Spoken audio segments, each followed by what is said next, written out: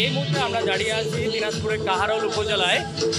তো আপনারা জানেন যে আজকে কিন্তু দশমী শুভ বিজয়া, আর বিজয়ার মধ্যে দিয়ে কিন্তু শুরু হয়ে গেছে সিঁদুর খেলা। ভক্ত অনুরাগী সবাই কিন্তু মেতেছেন সিঁদুর খেলায়। ভক্ত অনুরাগীরা মনে করেন যে প্রতি বছর মা দুর্গা অশুভ শক্তির বিনাশ করতেই প্রতি বছর মা মর্তলোকে আবির্ভাব হন। তো এই বিশ্বাস, এই সনাতন ধর্মাবলম্বী যারা আছে তারা কিন্তু এটি বিশ্বাস করেন। এখানে দেখতে পাচ্ছেন যে আপনারা হাজারো দর্শক, আমার পিছনে যদি আমি দেখাই আপনাদেরকে, তো হাজারো দর্শক কিন্তু সিঁদুর খোলায় মেতে উঠেছেন এবং কি আর কিছুক্ষণ পরে হয়তো বা মাকে বিদায় জানাবেন। এবারে সর্বমোট কাহারোল উপজেলায় 98টি পূজা অনুষ্ঠিত হয়েছিল।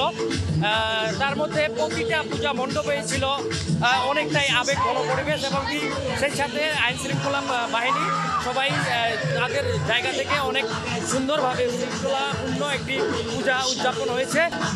নয়ন রায়, কাহারোল, দিনাজপুর।